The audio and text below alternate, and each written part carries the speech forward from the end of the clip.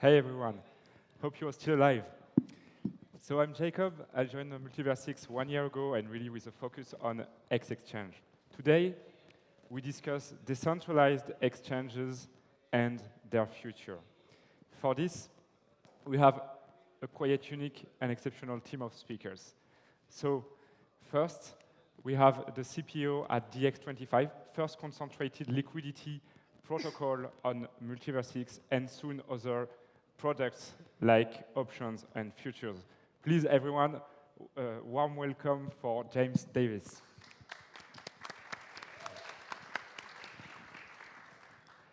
Next, we have the founder and CEO of OneDex, the fully permissionless DEX on Multiversx, owned by no one, owned by everyone, as he likes to say. Please, Longin, Voicescu.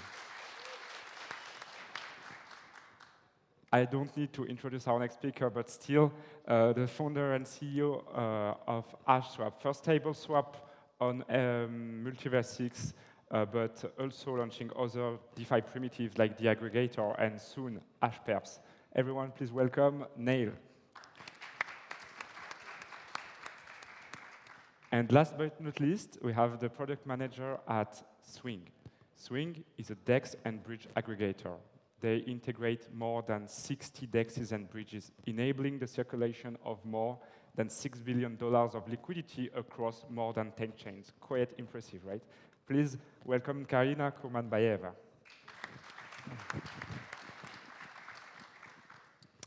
So my first question, you are all DEXs or DEX aggregator builders, is like, what is the key differentiator of your product? What makes it different? Maybe, Longin, you want to start with this one. Yeah, I will start. It's the first time on the stage, guys. I'm a little bit nervous. I never spoke on the stage about OneDex. Basically, we can say that OneDex is the first permissionless DEX that was built in Multiversx. The idea came 1 year ago. We saw a missing puzzle, let's say, in the ecosystem. And the idea came to do permissionless DEX. After that, we did a lot of tools like Launchpad, staking, farms, dual farms, all of them. And limit orders as well. Right? Yeah, limit order also, but basically these tools are permissionless. Everybody can use it, everybody can use the tools and start to grow on OneDex. Great. We did also limit order book. Basically, we quite launch a lot of tools lately, like stream swaps, predictions, and now we are like 1 week, let's say, close to launch on DevNet the Solana bridge. That the same will be permissionless, and everybody will use the bridge, basically. Very nice. Okay. Right. James, maybe. Yes, so DX25 is lovely and new and fresh. It went onto mainnet this week.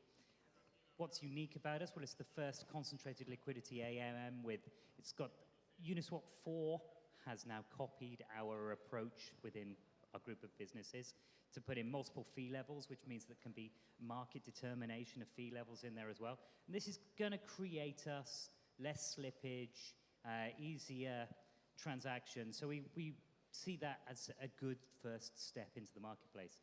But really what's going to change it is going to be the roadmap. So it's going to be, are we going to be able to get all of the futures and options onto the blockchain first before anybody else comes in? We think we are. That will make a big difference and attract a lot more attention into this. And then that's going to take a while to build. So in the meantime, lots and lots of partnerships. I mean, looking at Neil there, but lots and lots of great people across this ecosystem. We will be coming out with many different partnerships and approaches.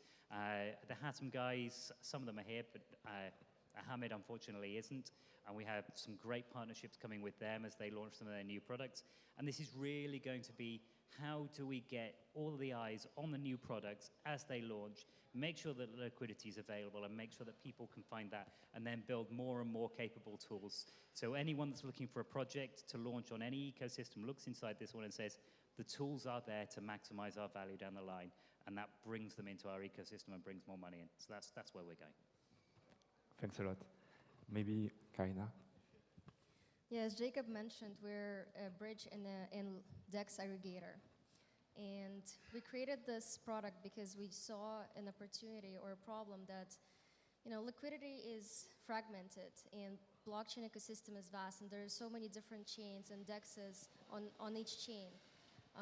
And the challenge for users and also DEXs or any application that is building on any chain, the problem was to bring liquidity into the protocol, into the app or a DEX, attract new users that don't have liquidity on that chain.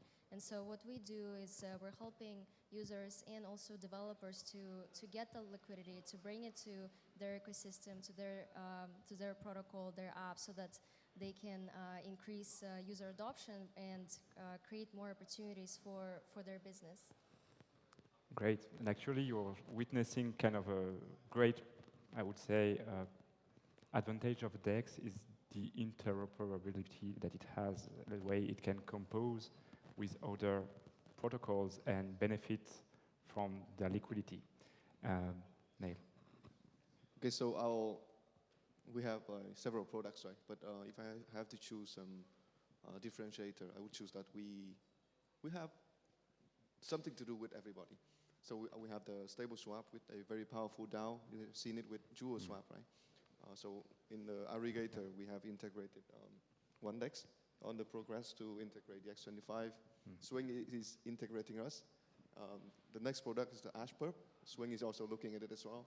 And yeah, so that's our core value, right? We want to build products so that others can build on top of us, or they can interact with us and then make the DeFi ecosystem really more powerful. I see. Actually, can you explain us a bit more, like what this partnership Swing cross AshSwap can do?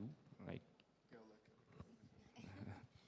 Yeah, so we're integrating AshSwap aggregator on Multiversx. So that will enable cross-chain swaps from EVM to Multiversx, allowing users to swap any token on Ethereum, Binance, Polygon into any token on Multiversx, and we would use AshSwap aggregator as a DEX to do that cross-chain transaction.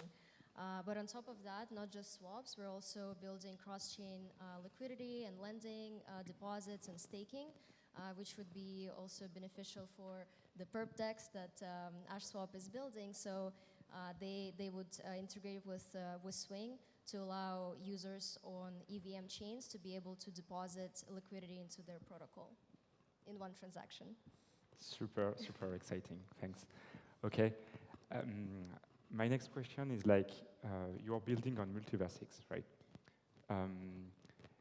It's a special blockchain, different than EVMs, offering maybe new opportunities or new difficulties, I don't know.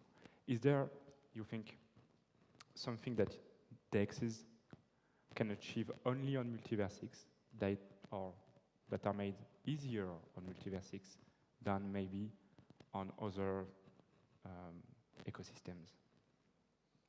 Yeah. Sure. I'll come in on the back of that. So I think the big difference is the ability to build abstracted, more complex systems on Rust chains. And I think Rust chains give this core set of functionality for us to be able to build these platforms. So with our future plans to come in and build futures and options and collateral pools and clearing and settlement and all of this, to attempt to do that in a functional programming language would add enormous amounts of complexity to the testing cycle. So this is where I think Rust chains will win over the next few years. It's very quick and easy to get simple applications up on EVM platforms and make them available in the market, solve some simple problems. But as we start to see the transition of more complex use cases into the blockchain world, this is where Rust chains really have got a lot of power to do it. And there aren't that many of them. There aren't that many that are mature, that have capable sharding models that have got a good roadmap of infrastructure around them. Multiversx is particularly appealing because it's got simple bridges into fiat cash to come onto it, and that's very, very appealing from our perspective. But it's the core paradigm of building on Rust that is attractive to build these complex systems. Okay, great. Anyone? Definitely on Rust, I think it's much secure to build. In my opinion, come and build on Rust. I'm not. I told you I'm not a technical guy. Come and build and come and use our dexes and. I mean, James has said like pretty much everything. Yeah. Okay. About Great. the uniqueness of Multiversx. Yeah, but what I like about it is, I think I have talked about this like multiple times. But the onboarding, we have seen yesterday, right? The native on-ramp on Exporter. You can just deposit your fiat and then you start to trade. Yeah. I'm looking forward to seeing more, like just the panel, not the panel, but the presentation before us from Sunny, from the Osmosis chain. Yeah. I would love to see that on Multiversx, and I think it would like 100x simplify the user experience and again bring the mass onto the blockchain. Okay, so the onboarding basically, and actually Swing can help onboarding maybe from other chains, I suppose.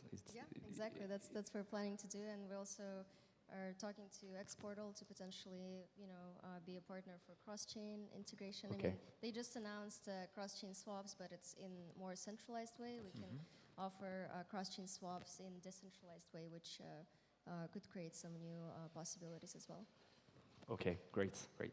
So one question I often ask myself is about governance of DEXs. Maybe you plan to have one, or maybe you imagine what is the best one, or you have one already. Why it's hard, I think, for DEXs is that the interest of the token holder, which is often generated through farms, may not align with the interests of the person that trades. So a simple example could be we have a liquidity pool which has no real risk and already sufficient liquidity because there is a lot of trades therein. As a token holder, I may like to direct rewards to this pool because it's less risky and I could earn more. But as a trader, I don't have any interest in having the liquidity augmented in this pool because there are maybe other pools that would benefit from actually more depth. It's just an example, but what I want to ask is what do you think is a good governance design for an exchange, basically? And maybe, Neil, you have one governance system in live. Like, I think if we talk about that, it's going to take hours. Very far. I think we have already seen what happened on Ethereum, right? With Uniswap, they are introducing previously the 0.05% for the uni token holders, and now they are introducing a 0.15% from the UI for the Uniswap labs. And I mean, it's really tricky to narrow it down. I honestly don't have the answer for the best practice for designing a DAO. So we, let's say, from AshSwap, I think we are progressively doing it. So it means that, okay, let's first allow token holders to vote, to direct the protocol in a smaller features. Such as on AshSwap, you can, the token rewards, right? So we don't arbitrarily decide to choose this pool to reward, but we allow users to vote on it. And it also opens a design space for protocols like JewelSwap to be on top and then add extra layers. So I think there are two extremes for this DAO design. On one hand, you can go really, okay, everything is decided by the DAO. And then you, on the other side, you have this strong leader. I think I got this impression from the founder of DYDX, who was talking about DAO on a podcast. So you have a strong leader who can direct the protocol, make it go to the right path. Okay. On the other side, okay, maybe these committees, they might not really understand it, or yeah, this, when you have a lot of people deciding something, it's like really hard to come to a consensus, right? So Absolutely. yeah, but it's on one side it's completely decentralized, on the other side a little bit centralized. So I think that's the question, the problem that we need to balance. And to be honest, I don't have an answer for that. NP hard problem. So maybe.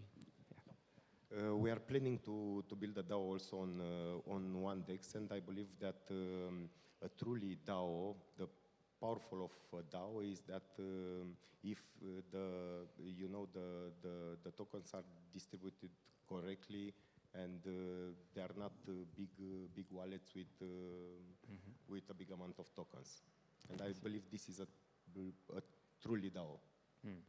Interesting. Okay, I think I've got a hybrid view between these, because to take complete distribution means that there is no place where the business can become reactive if the regulatory landscape changes over the years. And the regulatory landscape is not responsive to what we're doing, it's responsive to the success that we have. If we are successful, we become regulated, and that's what it is. It's not a function of what we're doing. They don't really look at that aspect. It's just how many people are using it and how much money is flowing through that. If that's going to happen, we want to take the view that you're trying to be as transparent and as decentralized as possible, that you're trying to push as much authority into the DAO as you can, but you have to have the infrastructure and the places in place where the injection points can happen, that you can say, yes, the DAO is selecting a small committee of people who will sit here and will oversee these aspects, not these aspects because they're not related to the money and the security, but they will be appointed to put in there. So the DAO structure needs to have that flexibility to survive 10 years, not to survive 2 years, to be able to be responsive to the landscape that changes around us. And we've got to plan for success. If we don't plan for success, the people who succeed at that point in time will be somewhere else. And we want this ecosystem and everything we're doing to be part of it. So we have to plan for success. It's evolving anyway. I don't think it's not like any of us are in a position where we can't react to that and learn from that right now. But in 2 years' time, we might not be able to. Yeah, Swing right now is not a DAO, and we're a software company. Our biggest challenge right now, and something that we're focused on, is regulation and compliance, to make sure that everything that we're building is sound, and we're protected, and our users are also protected. And we're not non-custodial, so we don't hold assets in any of our contracts. We simply pass through liquidity through bridge our contracts, but we never hold any assets for now. Yeah. Okay, great insight. It's interesting. That description would apply to Deutsche Börse. So they don't hold assets. They're just passing stuff through. There's a clearinghouse that's separate. That applies to traditional financial markets for that description as well. The world will catch up or won't catch up, we don't know. We've just got to be ready and flexible. Great. And okay, the next question is more like comparing decentralized exchanges to maybe the traditional finance world. What's quite unique about our smart contracts is that the rules to swap are encoded as an algorithm. It's predictable. We know what will be the outcome given the state and the income, the input, sorry. Unlike in a traditional order books, which is really working in a completely different way, right? I'm wondering if the two models are not equal, because right now the traditional finance seems like the depth of the liquidity is much, much higher, right? And so the trades are much more efficient. Is it just because we lack liquidity on decentralized exchanges? Or is the design of a DEX inherently weaker than that of a traditional order book? Maybe James. Yeah, having written algorithms within a bunch of different trading platforms, it's actually not as different as you would think. So the opening algorithms in the Chicago exchanges or in Sydney would be very, very similar in look to an AMM. because they're where people contribute liquidity before the market's open, and then it has an unwinding auction to find the middle point on it. And they operate in a very, very similar way. Similarly, the oil markets have something called the Platts window, where people push liquidity into, and then there's a follow-on part, and it operates very similarly to an AMM. So this exists. Most of these markets are evolved rather than designed. And they've started out with a pattern that's worked, and it's continued to grow. And they're also vastly more complicated than you take in from the outside. So the implied price algorithms, the second look stuff in there on the FX side, there's so much going on in those platforms. They've just evolved to fit that marketplace. They're not necessarily a perfect fit for it. They've just evolved along with that marketplace. And the same is true in our space. They work really well for the limitations that we had in blockchain. And as we see those limitations change, what we see is the AMMs becoming more concentrated and shorter little clips, which creates them almost like an order book feel to it. And that could get shorter and shorter and shorter. And the size of those, the granularity of those orders is really a function of the volatility and the block time. And as we see block times come down and as we see volatility go up, we'll get variations in those. So I think we're on a great path here for optimizing our technology as a group across all of these different platforms. And quite where that goes, we'll work out over time. Right, What I can add more. But actually, it's really a great insight that in a few years, we see the design and these algorithms getting better and better and better. And yeah. I mean, like James is the one to ask about these questions, right? Yeah. I've been grilling him a lot about these questions lately. And for me, it's, I guess, first maybe about what I like about decentralized finance and also decentralized exchanges is that I think I talked about this in my talk last year in Paris. Yeah, coming from a developing country like Vietnam, it's very restricted for me to access financial instruments. I say I cannot own foreign stocks. Yeah, so it's relatively illegal to own to buy crypto on the market. It's not illegal yet, but it might be. So decentralized finance, it opens the whole the avenue for me to access a bunch more stuff, which is impossible if I go through banks, go through brokers in Vietnam, and also the transparency about it. When you have restrictions, people will try to circumvent. I mean, they will try to overcome it, and in the middle, they might get scammed, a lot of them. But the reason why is I think that decentralized finances or decentralized exchanges are not competitive enough to centralized exchanges. There are, I think, two things. The first thing is the user experience, right? Where you cannot expect users to sign that many transactions, right? And the second thing is that I think it's not really about education, but we have to show users somehow that the transparency is a benefit. Okay, now they just, I want to buy some Bitcoin, I just go to Binance, I go to FTX. But they don't really understand the gist of it. They don't understand the risks that they are posting themselves, getting themselves into. So I think those are the two reasons why we have not caught up with centralized exchanges yet. Interesting, great, Karina.